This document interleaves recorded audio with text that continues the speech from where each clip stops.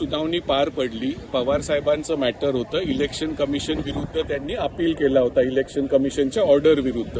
तर पवार साहेबांचं त्यांनी स्थगितीचा तर विषय आलाच नाही. ह्याच्यात उलटा अजितदादा कॅव्हिएटवर होते आणि अजितदादांचं म्हणणं होतं की हे जे नवीन नाव इलेक्शन कमिशननी दिलंय एनसीपी शरदचंद्र पवार, त्याच्यावरच मला ऑब्जेक्शन आहे. रोहतगी त्यांचे वकील म्हणले की ह्याच्यात पण एनसीपी नाव आहे आणि मूळ एनसीपी आणि चिन्ह हे मला मिळालेलं आहे, म्हणजे अजितदादांना.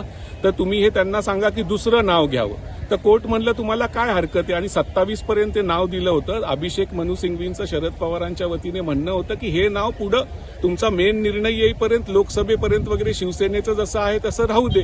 पण अजितदादा खूप ऑफेन्सिव्हवर गेले. त्यांचे वकील आणि ते म्हणले नाही, हे नाव दुसरं असायला पाहिजे. तर कोर्टाने सांगितलंय की नावापुरतं त्यांनी सांगितलंय की नोटीस इश्यू होईल. अजितदादांनी 2 आठवड्याच्या आत त्यांचा रिप्लाय द्यायचा आहे. त्याच्यानंतर 1 आठवड्याच्या आत पवार साहेबांनी रिजॉइंडर द्यायचा आहे. 3 आठवड्यांनी सुप्रीम कोर्ट परत हे मॅटर ऐकेल. आणि त्याच्यामध्ये त्यांनी सांगितलंय कोर्टाने की उद्या पवार साहेब इलेक्शन कमिशनसाठी चिन्हासाठी पण अप्लाय करू शकतात आणि 1 आठवड्याच्या आत नवीन चिन्ह पण पवार साहेबांना द्यायचंय. कोर्टाचं हेच म्हणणं होतं की आता नावावर जास्त तुम्ही ताणू नका, तो विषय राहिलेला नाहीये. मतदार राजांनी सुरुवातीला वोटिंग केलंय.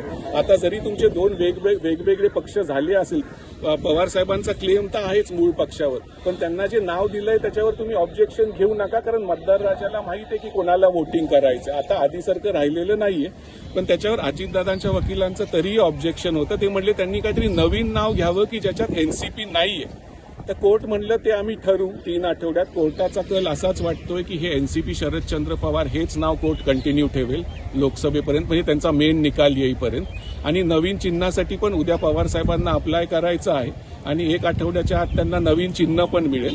आणि आता 3 आठवड्यांनी हे बोर्डावर परत मॅटर लागेल आणि त्यावेळेस कोर्ट ठरवेल की एनसीपी शरदचंद्र पवार हेच नाव राहील का काही नवीन नाव त्यांना देण्यात यावं. पण कोर्टाचा कल असा आहे की हेच नाव, कारण त्यांनी सांगितलं इलेक्शन कमिशननी त्यांना सांगितलं होतं नवीन नावासाठी 27 तारखेपर्यंत. ते रितसर त्यांनी नाव अप्लाय केलं, त्यांना नवीन नाव मिळालेलं आहे. तर तुम्हाला तसं ऑब्जेक्शन असायचं कारण नाही.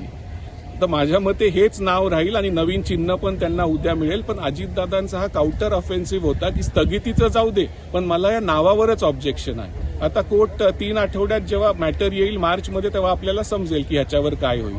नाही, त्याच्यात त्यांना ऑप्शन आहे की ते ऑब्जेक्शन घेऊ शकतात. पण आता तसं कारण नाही, कारण निवडणूक आयोगानेच सांगितलं होतं की तुम्ही नवीन नावासाठी पवार साहेबांना तुम्ही अप्लाय करू शकता.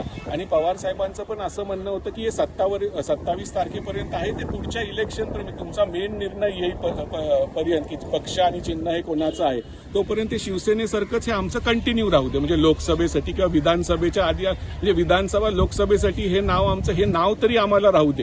कारण तुम्ही आता आम्हाला नावापासून पण वंचित नका ठेवू, कारण रीतसर इलेक्शन कमिशननी सांगितलं ना, आम्ही ते नाव अप्लाय केलेलं आहे. तर नावासाठी ते आम्हाला दिलं गेलेलं आहे. आणि चिन्हासाठी उद्या त्यांना करायचं 1 आठवड्याच्या आत पवार साहेबांच्या गटाला नवीन चिन्ह पण मिळेल.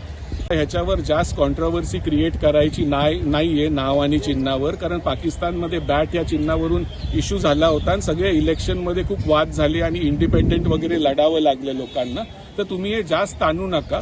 आणि आम्ही 3 आठवड्यात ठरवूच, पण कोर्टाचा कल असा आहे की हे नवीन नाव एनसीपी शरदचंद्र पवार हेच पवार साहेबांबरोबर राहील आणि नवीन चिन्ह त्यांना उद्या मिळेल. पण अजितदादांचं ऑब्जेक्शन या नावावर होतं, कारण ते म्हणतायत मूळ एनसीपी मला मिळाली आहे आणि ह्यांच्या नावात पण एनसीपी शरदचंद्र पवार यांनी काहीतरी नवीन नाव घ्यावं. तर आता बघू कोर्ट काय करते. ऑफिशियली 3 आठवड्यांनी आपल्याला समजेल.